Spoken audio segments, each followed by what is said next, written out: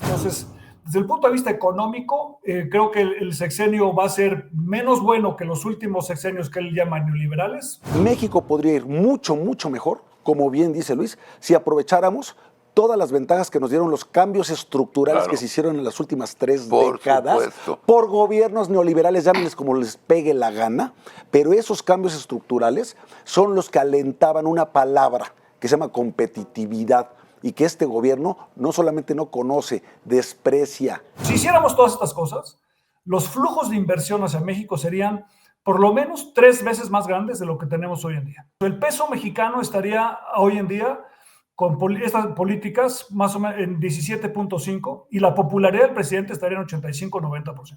Lo poco que está funcionando es, a pesar del presidente, es gracias a que no se mete este inútil, ¿sí? Esa parte funciona.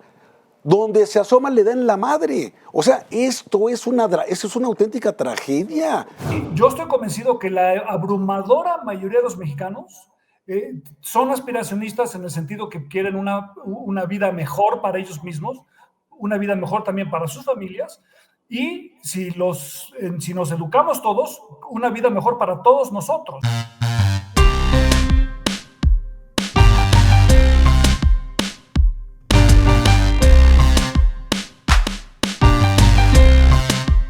Hola amigos, muy buenos días. Bienvenidos a un programa más de Desayunando con nuestra dama de hierro, Betty Pajés. ¿Cómo estás, Mi querido Betita? Carlos, buen día. ¿Qué tal, Bien. Javier? Hola, buen querida día. Betty. Nuestro abogado de hierro. Muy buenos días a todos, ¿cómo les va? Bien. Y, oye, ¿saben algo? ¿Qué hubo? Tú debes estar muy feliz. Muy feliz. Pues sí, estoy feliz, pero ¿por qué? Ya no hay jingle de Navidad. No, qué bueno. Bueno, pero lo va a ver de Año Nuevo, ¿no? No. Ya no des ideas, Beatriz, por favor. Por el 15 de mayo, después de Reyes, haremos Entonces algo. vendrá otro nuevo, jingle. uno nuevo. Ah, A ver, ¿qué bueno. tiene que ver Reyes con 15 de mayo, cabrón? ¿Yo qué dije de 15 de mayo? Algo de mayo. Dije. No, 15 de mayo es perdón. el día del maestro, cabrón. No, yo ni sabía eso, no. No, el 15 de enero ya habremos hecho un nuevo jingle. Bien. Yo voy a hacer uno, ¿eh? Sí, estamos esperándolo. Yo voy a hacer uno. Bueno, hoy vamos a hablar de economía. Me parece muy bien. Vamos a ver de perspectivas económicas del 2023. Muy bien. Tenemos un invitado que sí sabe. Y sabe un chorro de economía, para no decir otra palabra. Luis de la Calle. Luisito, ¿cómo estás? Gran economista. Enorme. Carlos, buenos días. Beatriz, Muy bien. Javier, gusto saludarlos a los tres. Bienvenido, Luis. Bienvenido, Luis. Luis, Una disculpa por no estar con ustedes. no, ya presencialmente. sabemos que tu mujer esté bien, tiene la pobre COVID, me dijiste, y le estás cuidando. Como Ya buen estamos, marido. gracias. Muy bien, muy bien. Cuídala nada más. Luis, a ver, otro año de cero crecimiento, parece ser, tú nos vas a decir la cifra más aproximada, número 1. Número 2, número de desempleos. ¿Cómo, antes de hablar del próximo año, cómo termina este año? Y comparado con el año pasado del 21. Bueno, el crecimiento de 2022 habrá sido más o menos 3% este año. Y esto es por razones que la economía estaba un poco más fuerte de lo que se pensaban los analistas al inicio y por una razón técnica de una corrección que hizo el INEGI a las cifras de 2021. Y entonces cambió la base y eso hace que crezca un poco más de lo que se pensaba. Pero hay ciertos sectores, ciertas regiones de la economía mexicana que sí tienen una fortaleza económica intrínseca y eso se está observando en un mayor crecimiento y también en una mayor creación de empleo. En 2022, el problema más grande que tenemos en 2022 obviamente ha sido la inflación, que resultó mucho más alta de lo que se pensaba, y el hecho de que no estamos invirtiendo lo suficiente para poder tener un crecimiento robusto hacia adelante. Punto. A ver, Nada más, cuando sumas el más 3, todavía hay que restar del menos 8 y menos no sé qué madres. Estamos, si tú comparas contra el pico del tercer trimestre de 2018, la economía mexicana está al 99.9%. O sea, estamos básicamente al nivel que teníamos en el último trimestre de la presidencia de Enrique Peña Nieto, en términos absolutos, pero obviamente en términos per cápita estamos por debajo porque la población ha crecido en los últimos años. Entonces México ya recuperó el nivel original que teníamos antes de la entrada del presidente López Obrador, pero es marginal la recuperación y en términos per cápita estamos todavía por debajo. Pero sí ha habido una recuperación y esa recuperación está relacionada con algunas fortalezas estructurales que tiene la economía mexicana. A ver, yo quisiera preguntarte algo, mi querido Luis. Bueno, ya nos diste 3 indicadores, nos dices 3% de crecimiento en 2022, nos dices hay inflación, nos dices no hay una inversión, no se está invirtiendo. Pero una pregunta que seguramente le gustaría conocer a nuestra audiencia. ¿Le está funcionando la economía a López Obrador? ¿Podríamos decir que López Obrador inició el sexenio con una política económica? ¿Cuál sería tu diagnóstico, Luis? Bueno, es una pregunta muy importante, Beatriz. La economía mexicana, por razones estructurales, tiene un crecimiento natural, ¿no? Y esas razones creo que son 2 que hay que señalar. Una es la integración en América del Norte, la reestructuración de los flujos de comercio internacional transpacífico, sobre todo, el desplazamiento de China, el hecho que las empresas quieran diversificar su exposición al riesgo chino, hace a México una economía naturalmente atractiva. En segundo lugar, en los últimos años hemos tenido una muy importante transformación empresarial en México, en el sentido de que ahora las empresas son capaces de generar más valor agregado. Hay que recordar que el valor agregado es la suma de la nómina más las utilidades, y que estamos cosechando los beneficios de haber hecho reformas muy importantes hace 30 años. Y eso estaba sucediendo antes de que llegara el presidente López Obrador al poder en 2018, al finales de 18. Se interrumpió un poco en 19 con la menor inversión después de la cancelación del aeropuerto y después obviamente con COVID. Pero la economía está regresando a su estado natural de aprovechar la integración de América del Norte y de las mejoras que ha habido en el ámbito empresarial. Entonces, si tuviéramos una política económica en México que fuera más conducente a una mayor inversión, a una mayor integración de América del Norte, al aprovechamiento de las ventajas estructurales de la economía mexicana, estaríamos ya muy por arriba de los niveles pre-2019 y estaríamos también probablemente con un tipo de cambio más fuerte, con una economía más robusta y con posibilidades de crecimiento mucho más altas. Entonces, el principal costo de tener una política económica que no es muy benéfica para invitar a la inversión, por decirlo de alguna manera, es que tenemos un costo de oportunidad muy grande, porque el contexto estructural interno y externo en materia económica para México son altamente favorables. Fíjate, en pocas palabras lo que nos está diciendo Luis, a quien le expreso nuevamente mi admiración y respeto, lo conozco hace muchos años, es uno de los mejores economistas que tenemos en este país, pero básicamente traduciéndolo en un lenguaje llano, de que entró López Obrador a la fecha no ha habido crecimiento económico, punto. ¿Ok? 2, es más, en cuanto a ingreso per cápita, estamos peor que antes, porque ha aumentado la población, pero no aumentó la economía. 3, lo que hoy pesa mucho también es la inflación. Y esa inflación le pega, es el impuesto más injusto para los más pobres. ¿Por qué? Pues porque son los que tienen un ingreso que apenas les está alcanzando. Y por ello una pregunta que te quiero hacer a ti, Luis, y antes un comentario. El comentario es que México podría ir mucho, mucho mejor, como bien dice Luis, si aprovecháramos todas las ventajas que nos dieron los cambios estructurales que se hicieron en las últimas 3 décadas por gobiernos neoliberales, llámenles como les pegue la gana, pero esos cambios estructurales son los que alentaban una palabra que se llama competitividad y que este gobierno no solamente no conoce, desprecia, no le importa generar un elemento que me parece a mí fundamental, que es la certidumbre jurídica para la inversión, tanto nacional como extranjera. Y por ende, perdemos en productividad, por ende también aumentan el salario mínimo artificialmente sin estar acompañado por un aumento en la productividad laboral, y tenemos entonces también como consecuencia mayor pobreza laboral. ¿Qué es la pobreza laboral? El que no le alcanza a un padre de familia para comprar la canasta básica para satisfacer las necesidades de su familia con su ingreso. ¿Ok? Y tenemos más pobres, lo cual también te habla de una política fallida de desarrollo social. Mucho gasto clientelar, pero hoy tenemos más pobres que antes. No sé qué opinas de todo esto, Luis.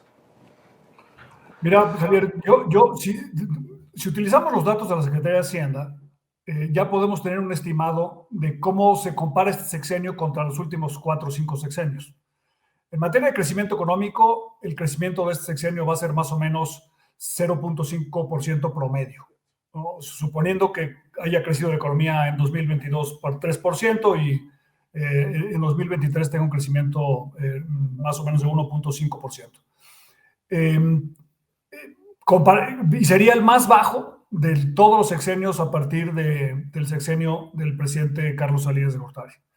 Si lo ves en términos de inflación, la inflación promedio en este sexenio va a ser más o menos 6%, o quizá un poco más, y eso es una tasa de inflación superior a la de que tuvo Felipe Calderón, la que tuvo también Enrique Peña Nieto, y más o menos la que tuvo Vicente Fox, ¿no? Entonces, en materia de inflación, tampoco va a ser un sexenio, digamos, favorablemente evaluado con respecto a los sexenios del pasado. En materia de endeudamiento, el endeudamiento al final del sexenio va a ser más o menos 54% del PIB. El gobierno está estimando 50, 51, pero yo siento que va a ser difícil alcanzar ese número, y por lo tanto el incremento de la deuda durante el sexenio va a ser un poquito más alto que el incremento que tuvo el sexenio de Enrique Peña Nieto, que fue un sexenio donde hubo un endeudamiento relativamente importante. Y lo último es que en materia de inversión pública, con respecto al Producto Interno Bruto, va a ser el sexenio más bajo desde el sexenio de Ernesto Zedillo, donde hubo obviamente muchas restricciones por la crisis de 1995, y hoy tenemos un precio del petróleo relativamente alto.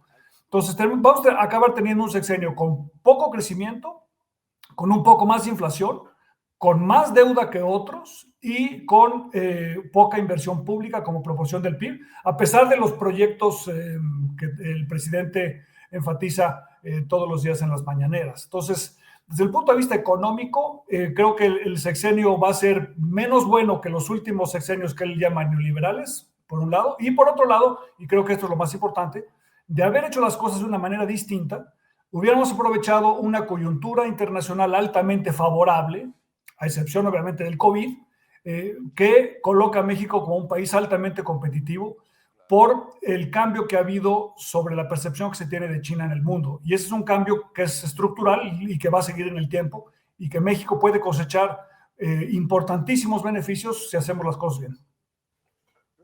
Sí, oye, Luis, ¿qué opinas del llamado, o si se le puede llamar así, el gabinete económico del presidente López Obrador? Lleva 3 secretarios de Hacienda. ¿Quién realmente es el que define la política económica? ¿La define un presidente que al final del día no sabe realmente de economía o que la entiende de manera muy ideológicamente? ¿Alguna influencia tiene en este momento Ramírez de la O, el secretario de Hacienda? ¿Qué pasa con la actual secretaria de Economía, Raquel Buenrostro? Es decir, ¿quién realmente está definiendo la política económica del país? Bueno, es una pregunta compleja, Beatriz, por un par de razones. La primera es que el presidente López Obrador es un presidente que tiene... te metes a la página internet de presidencia y vas a ver ahí 30 prioridades y solamente se dedica a ellas. Todo lo demás lo ignora, ¿no? El presidente no se mete en los temas que no son parte de su agenda muy personal, y esa agenda muy personal incluye, por supuesto, el fortalecimiento del sector energético, o sea, apoyar a Pemex, CFE, el Tren Maya, el aeropuerto Santa Lucía, Dos Bocas y un conjunto de programas sociales, ¿no? Básicamente esas son las 30 prioridades del presidente de la República. En lo demás no se mete. Y por lo tanto, la única relación que tiene con su gabinete económico está reducida a estos elementos, ¿no? Por otro lado, el presidente heredó un país con un conjunto de disciplinas y de instituciones que dirigen a la economía mexicana un poco en piloto automático, ¿no? Por un lado, la integración comercial de América del Norte, o particularmente el Tratado de Libre Comercio de América del Norte, hoy TEMEC. En segundo lugar, el compromiso de tener una política monetaria más o menos independiente, ¿no? Con un Banco de México que así funcione, y un compromiso con las finanzas públicas sanas, ¿no? Además de, digamos, la enorme ventaja que tuvo de haber tenido al principio del sexenio una serie de fondos y fideicomisos que tenían recursos que se habían ahorrado del pasado, ¿no? Entonces, en la medida en el que un sector no esté involucrado en las prioridades del presidente, generalmente esos sectores en los últimos años han estado con crecimientos positivos, con inversión, porque el presidente de alguna manera no se mete con ellos, ¿no? Un ejemplo muy claro es el sector agropecuario. México ha tenido en los últimos 3 o 4 años un despegue importantísimo de la producción y exportación agropecuaria. Es un sector que al presidente no es prioritario para él, no se mete con él, excepto el último anuncio en materia de la importación de granos de maíz. Y por lo tanto, es un sector que, jalado por América del Norte, ha tenido un crecimiento espectacular. Y lo mismo se puede hablar de sectores de manufactura, etcétera. Entonces, el hecho de que el presidente no los tenga como prioritarios no ha resultado necesariamente negativo, sino al contrario, les ha dado certidumbre que viene de la construcción institucional que se logró en los últimos 30, 35 años, a través sobre todo de la integración con América del Norte. Si tú fueras una empresa de manufactura y dijeras, oye, ¿vale la pena invertir en México para conquistar el mercado de América del Norte? La respuesta es, por supuesto que sí, ¿no? A lo mejor enfrentas algunos problemas en materia de seguridad o algunos problemas en materia de escasez de energía eléctrica o cosas de esa naturaleza, pero no son suficientemente fuertes todavía para impedir flujos de inversión muy importantes. El centro norte del país está creciendo a tasas asiáticas por este proceso de integración, y son sectores en los que el gobierno federal se mete muy poco, incluyendo no solamente Palacio Nacional, sino también el resto de las secretarías, ¿no? Entonces, en la medida en la que, digamos, dejar hacer, ¿no?, por llamarlo de alguna manera, del gobierno invita a la inversión, pues ha sido relativamente exitoso. Los sectores que no han sido exitosos son los sectores en el que el gobierno ha querido cambiar los parámetros de funcionamiento para impulsar ciertas prioridades del gobierno. Luis, una pregunta rápida. ¿Ustedes tienen una estimación de cuánto empleo se hubiera generado si López Obrador hubiera tenido la visión de que nos convirtamos en el nuevo China y quitarle toda la mayor cantidad de maquila a China para que se venga a México? Mira, Carlos, es algo que mencionas que es muy importante. Para que nosotros pudiéramos aprovechar plenamente la coyuntura internacional, necesitaremos hacer 4 cosas. La primera de ellas es excelencia logística. Y excelencia logística implica cruce fronterizo eficaz, o sea, tienes que mejorar el número de cruces, el número de puentes, el número de garitas, los horarios, extender los horarios en la frontera norte, mejorar la frontera sur, por supuesto. Necesitamos también tener una red de puertos de alto calado en la costa del Pacífico, en la costa del Golfo de México. Necesitamos abrir una frontera marítima entre el sur de México, progreso hacia Florida, en San Petersburgo, Tampa, Florida, Coatzacoalcos, a Mobile, Alabama, para conectar todo el sur de México con la economía de la costa este de Estados Unidos. Ahí es donde está el futuro de los estados del sur de México. Necesitamos tener aeropuertos internacionales de gran envergadura, ¿no? La primera condición es la logística y allí pues hemos hecho algunas cosas, pero muy por debajo de lo que se requeriría para realmente poder aprovechar. Necesitamos además tener energía competitiva, energía limpia y fuentes de energía diversificadas, ¿no? Las grandes empresas del mundo tienen compromisos, el 95% de ellas, de que para 2030, 2035 van a necesitar tener una fuente de energía que sea mayoritariamente limpia, si no es que 100% limpia. Y si nosotros queremos realmente ser competitivos y aprovechar la enorme ventaja de América del Norte de tener el precio del gas natural más bajo del mundo y tener condiciones de sol y viento y de producción de energía nuclear, etcétera, una gran diversificación de fuentes energéticas con la energía más barata del mundo. En América del Norte el precio del gas es un sexto del precio del gas que tienen hoy en día en Alemania, por ejemplo, y un poco menos de la mitad del precio del gas que se tiene en Asia. Entonces eso nos da una potencia tremenda, pero para eso necesitas obviamente gasoductos, necesitas almacenamiento de los distintos tipos de energéticos, necesitas obviamente un esquema que te permita invertir mucho más, no solamente inversión pública, sino también obviamente privada. Después necesitamos un compromiso con la transformación tecnológica, porque la carrera con China no es por el déficit comercial, sino que es una competencia por el liderazgo tecnológico. Entonces México tiene que aportar los ingenieros, el talento, un programa para el desarrollo de la nanotecnología, de la robótica, de la inteligencia artificial, de la biología molecular, del desarrollo del sector salud en dispositivos médicos. México ya es una potencia en dispositivos médicos, pero tenemos que hacer en México la investigación, los análisis clínicos, el tratamiento de pacientes. Solamente en el sector de salud podríamos generar más de 1 millón de empleos de altísima calidad, de enfermeros, enfermeras, doctores, investigadores, laboratorios de análisis, etcétera, ¿no? Y lo mismo obviamente en el sector de la aviación y muchos otros. Y finalmente se requiere también Estado de Derecho. Y el Estado de Derecho es muy importante porque se requiere, o sea, la ventaja comparativa que tenemos con respecto a China, además de la localización, es el Estado de Derecho. Porque las empresas que han invertido en China siempre tienen el temor de que les vayan a robar su tecnología, de que no sean confiables sus socios en China, etcétera. Bueno, México, si quiere jugar en esas ligas, tiene que hacer un compromiso pleno con el Estado de Derecho. Si hiciéramos todas estas cosas, los flujos de inversión hacia México serían por lo menos 3 veces más grandes de lo que tenemos hoy en día.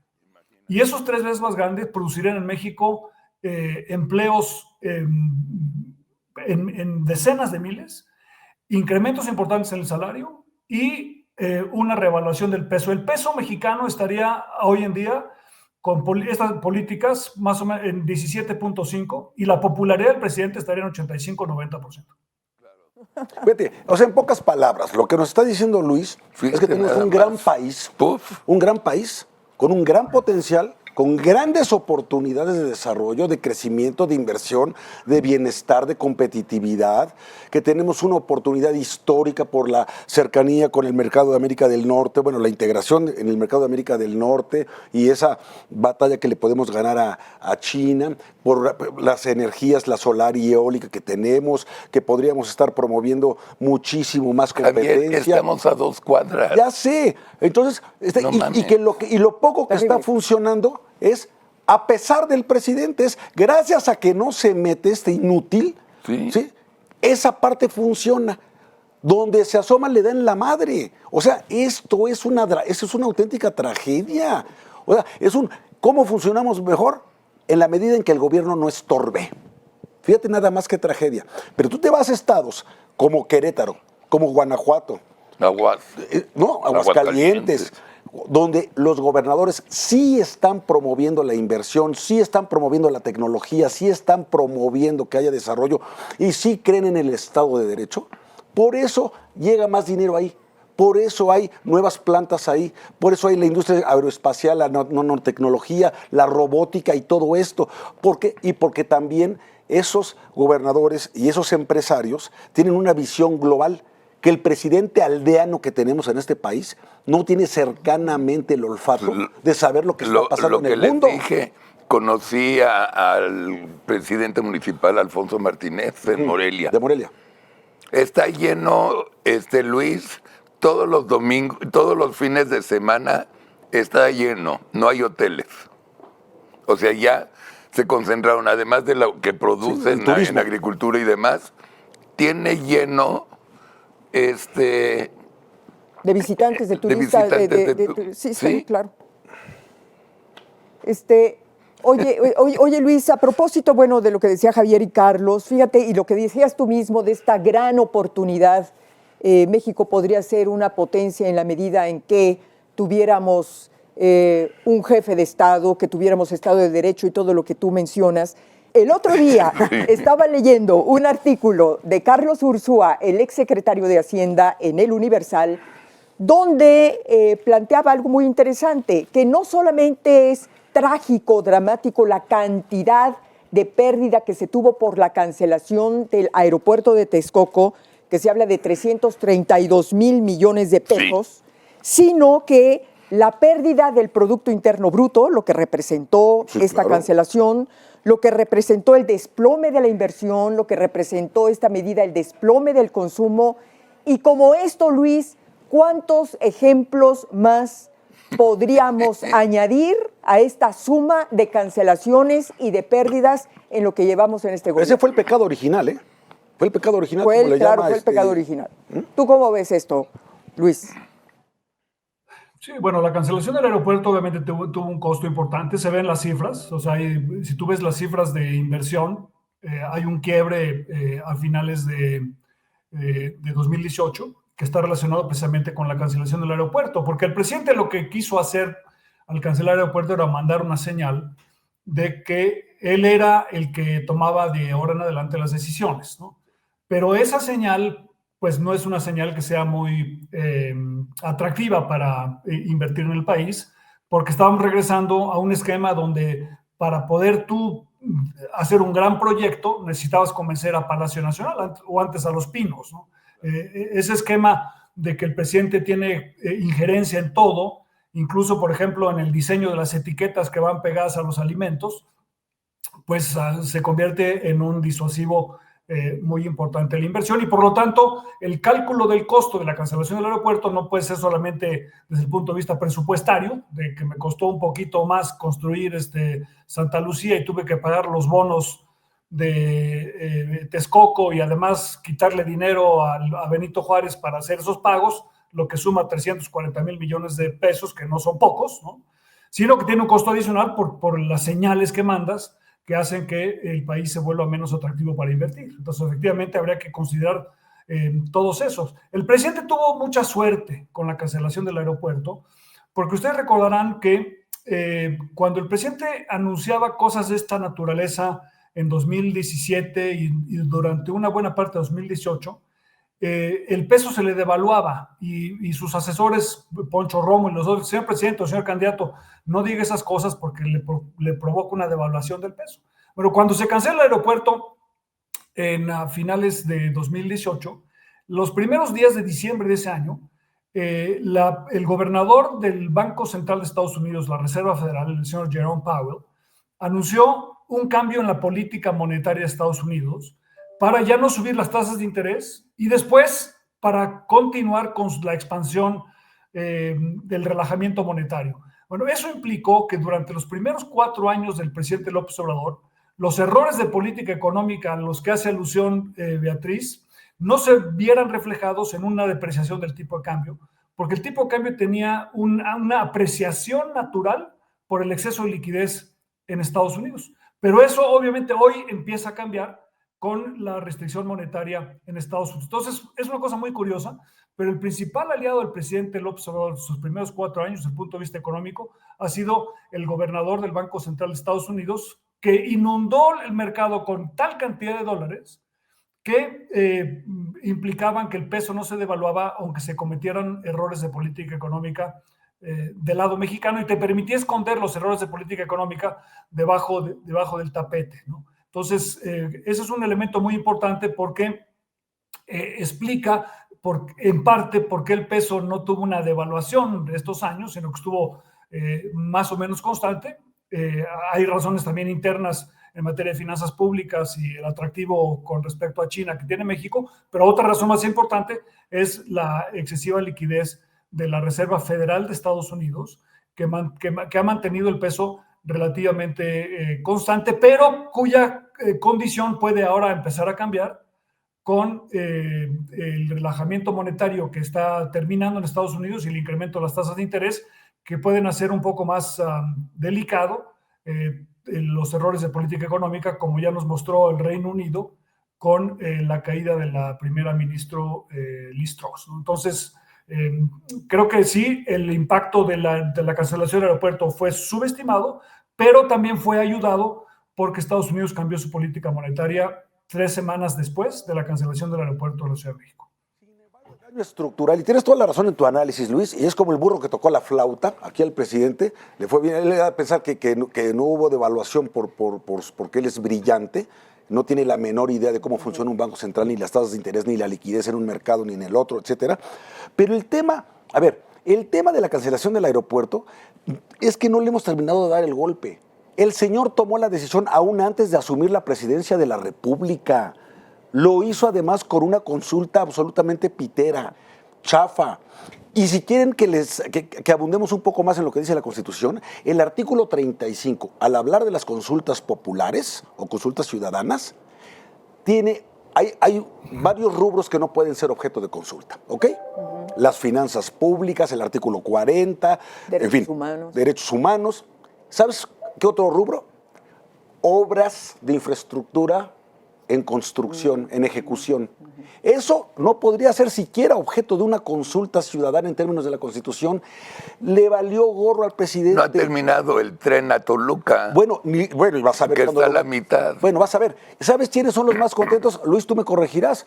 Pero en Panamá están felices de la vida. Seguro. Porque realmente donde se convirtió en un auténtico hub fue Panamá, entre el canal y el aeropuerto nuevo, contra lo que podríamos haber sido nosotros como país.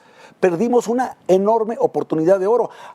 Presumía hace unos días Genaro Lozano, dice, híjole, estoy a toda madre aquí en el AIFA, miren mi café, mi Starbucks, sin aglomeraciones, sin filas, sin polvo. Le dije, sí, y sin vuelos, güey. Sin aviones. ¿Qué? ¿Qué pero le pones? Le dije, ¿qué pero le pongo? Si se parece a Atlanta, ¿no? Le dije, es un gran hub. Dice, no, es que nunca intentó ser un hub el Felipe Ángeles. Pues peor aún, claro, porque es lo que necesitaríamos exactamente. Claro, porque hoy los aeropuertos modernos en el mundo, hablando de logística, es para facilitar comercio, turismo, intercambio, todo. En nuestra página tenemos el aeropuerto de Estambul. Ahí lo tienen.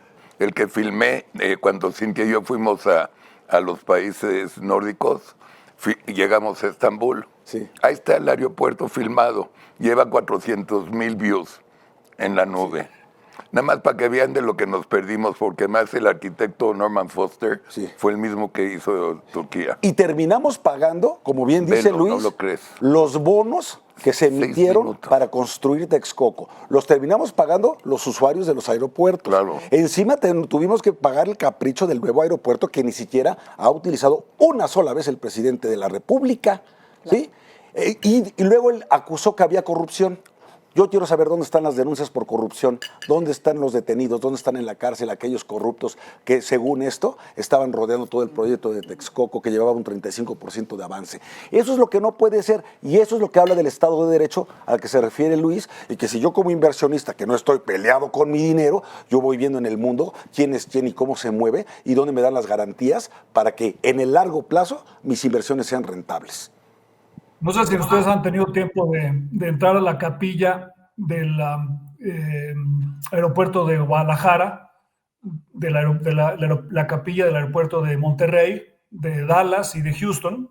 En todas ellas ya le pusieron un altar a Santa Lucía. Y por cierto, Santa Lucía es la santa patrona de la ceguera. Entonces, eso te puede dar una idea más o menos de la ceguera. Bueno, pues, oye, pues muy ad hoc, Luis. Oye, Luis. Te voy a hacer una predicción. En los próximos 10 años, el aeropuerto de Guadalajara va a tener tantos vuelos como el aeropuerto de la Ciudad de México, como el Benito Juárez. Ahí te das una idea más o menos del costo de oportunidad que implica para la Ciudad de México no tener un aeropuerto de gran envergadura. Oye, ¿y el de Cancún ya se convirtió también en un gran hub? En un gran aeropuerto. O sea, Cancún ya se convirtió en el punto de encuentro con el mundo de México. Después de México es el 2. Sí. Es correcto. Pero, oye, pero Guadalajara va a alcanzar a México y Monterrey también. Y bueno, no te diga, si tú ves la pantalla de los vuelos que hay en Houston y en Dallas hacia México, tiene tantos o más destinos que el aeropuerto Benito Juárez. Bueno, fíjate, Vallarta ya hizo Terminal 2 también. También, claro. La hizo Benjamín Romano, el arquitecto. Vallarta. Ya también la hizo. En Estambul, nosotros tomamos de regreso, Cintia y yo, el vuelo de Estambul, México. El avión salía a las 2:15 de la mañana. Ok. También lo filmé. Está el tablero. 24 horas, 7 días a la semana. Lleno. Llegaban a las 3:15 de la mañana, se iban 4:16 de la mañana, 24 horas. Llegabas a Istambul, vuelo de México, no sé qué madres, banda 14. Vas a la banda 14 y te decía 6 minutos llegaba tu equipaje.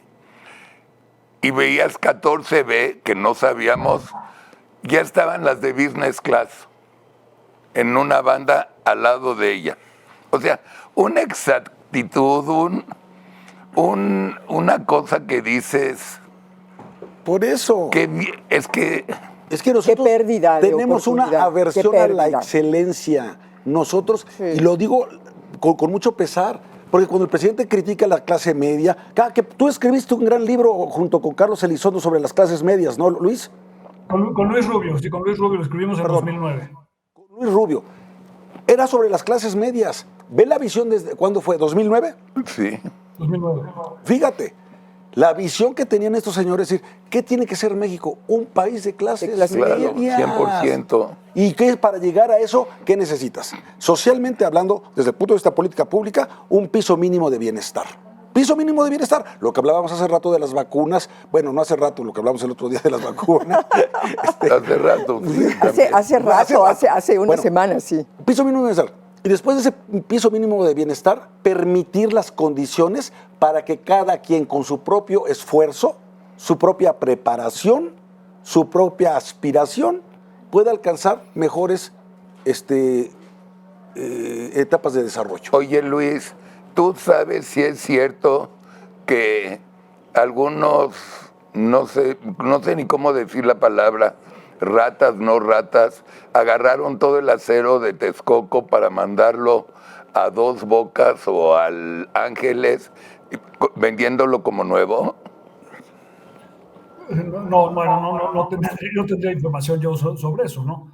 Pero la discusión que mencionaba ahorita Javier creo que es muy importante, porque ha habido históricamente, digamos, una tensión muy fuerte entre la aspiración de la izquierda de la igualdad de resultados, ¿no? O sea, la izquierda siempre ha dicho necesitamos igualdad de resultados. La derecha ha contestado históricamente diciendo no, se requiere igualdad de oportunidades. Bueno, ambas son importantes, ¿no? Más o menos igualdad de resultados e igualdad de oportunidades, ambas son muy importantes, pero la clave para desarrollarse es la igualdad en el respeto a los demás, porque ese es digamos, reconocer la dignidad de las personas, en cada uno de nosotros y de los grupos y de los pequeños poblaciones, de que todos nos veamos exactamente con los mismos derechos. Por eso es tan importante este concepto del Estado de Derecho en la creación de un país moderno, y el aspiracionismo precisamente debe descansar en esta igualdad del respeto, no como lo ve el presidente de la República, que es si yo soy aspiracionista es porque soy aspiracionista porque le voy a quitar al otro. No se trata de eso, se trata de tener igualdad de condiciones para que todos podamos progresar, y yo estoy convencido que la abrumadora mayoría de los mexicanos son aspiracionistas en el sentido que quieren una vida mejor para ellos mismos, una vida mejor también para sus familias, y si nos educamos todos, una vida mejor para todos nosotros. Entonces creo yo que la campaña de 2024 debe estar centrada en la visión tradicionalista del país, que es un poco la visión del presidente de la República en el sentido de la imposibilidad del progreso, con aquellos que estamos convencidos de que el progreso no es solamente posible, sino también deseable, y que para hacerlo deseable necesitamos que sea incluyente, de tal suerte que se incluyan a todas las regiones del país que no han participado suficientemente, a todos los sectores de la población que tampoco lo han hecho y a todos los sectores de la economía que han estado un poco rezagados,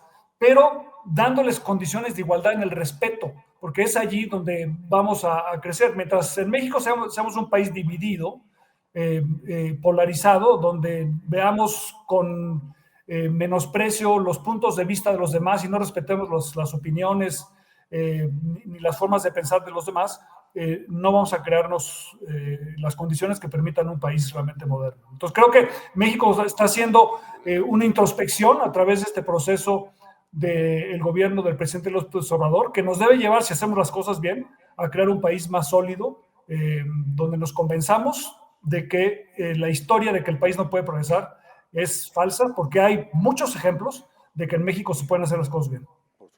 Nada más danos una conclusión porque nos tenemos que ir, Luis. El 2023, ¿cómo lo ves? Bueno, en 2023, si la economía crece marginalmente cero, o sea que el incremento es cero, el crecimiento promedio va a ser 1.5 por razones aritméticas. Entonces, digamos, los pronósticos del crecimiento de la economía, nosotros tenemos en la oficina un pronóstico de 1.5, implican que la economía no va a mejorar en 2023, pero que aritméticamente te va a salir 1.5. El gobierno está esperando un crecimiento de 3%, pero la abrumadora mayoría de los analistas están esperando entre 1 y 1. Unos se van hasta 1.8. Entonces vamos a tener un crecimiento menor que en 2022, y la razón de eso es que se está esperando una desaceleración de la economía de Estados Unidos. Ahora, ¿qué antídoto tienes en contra de una posible desaceleración o recesión de Estados Unidos? O sea, hay que estar convencidos. Nosotros vamos a suponer, los mexicanos, que Estados Unidos va a tener una recesión. Lo que no sabemos es cuándo ni qué tan profunda, pero sí la va a tener, ya sea en 2023 o si no en 2024 o en 2025. El único antídoto contra eso es incrementar tu participación de mercado en Estados Unidos. México tiene hoy en día 14% de participación. Necesitamos incrementarlo a 15, 16%, ¿no? ¿Cómo le haces para incrementar? Bueno, necesitas desplazar a China. ¿Cómo le haces para desplazar a China? Bueno, necesitas tener una agenda que te promueva la logística, que te promueva la energía, la tecnología y el Estado de Derecho. Entonces regresamos otra vez a lo mismo. Tenemos que convencernos de que podemos aprovechar las circunstancias internacionales que son altamente favorables para el país y ponernos a trabajar en ello para lograrlo, para que la integración con América del Norte se va a seguir dando a pesar de nosotros mismos. Pero no queremos que sea así, porque si queremos realmente inclusión, necesitamos políticas públicas que hagan que los sectores que hoy están rezagados se equipen tecnológicamente para poder participar. Las regiones del país que no tienen acceso porque les falta logística, que lo tengan. Las que no tienen energía, que la puedan invertir en ella, etcétera. Y que en todos lados se respete obviamente los contratos, el Estado de Derecho, para que las inversiones de largo plazo se puedan dar. Entonces, la economía en 2023, creo yo que la inflación va a terminar por lo menos 2 veces arriba del pronóstico del objetivo del Banco Central, que es 3%. Yo creo que vamos a terminar arriba de 6% al final del año. O sea, va a bajar un poco, pero nos va a costar trabajo bajarla más. Y desde el punto de vista de crecimiento, vamos a tener un crecimiento menor. Vamos a ver qué tanto se presionan las finanzas públicas. Eso dependerá fundamentalmente del precio internacional del petróleo. El gobierno está pronosticando $68.7 por barril, que parece algo sensato, pero existe un riesgo, si la economía de Estados Unidos se frena, que el descenso sea mayor, en cuyo caso podríamos tener problemas rumbo al final del año. Luis, feliz año, que tu mujer se cure. Mil gracias. Yo creo que estuvo padrísimo. Gracias por la cátedra. Gracias, Luis. Y nos vemos pronto aquí en Atípica Presencial, Luis. Cuando puedas, Luis. Con mucho gusto, y lo mejor para todos en 2023. Hay que recordar una cosa, que en México tenemos una tendencia, una querencia hacia el tlatoanismo. El futuro del país no depende de una persona. Pobre de esa persona si fuera eso el caso, y pobre del país si tuviéramos que esperar a tener un mago de presidente para que el país crezca. El país depende mucho más de los esfuerzos que hagamos cada uno de nosotros, pero eso sí, necesitamos los mexicanos defender lo que es correcto, apostar a favor de la democracia y del respeto a los demás. Sin democracia en México regresaremos a la corrupción y regresaremos a los privilegios y nos alejaremos de ser una sociedad de derechos y seguiremos como una sociedad de privilegios. La democracia es la antítesis de la inclusión. Sí. Un abrazo, Luis. Gracias, Luis. Y gran año. Muy bien, Luis. Y a nuestro querido público, buen día. Nos vemos el jueves, que es el último programa del año. Y gracias a todos. Gracias. Gracias.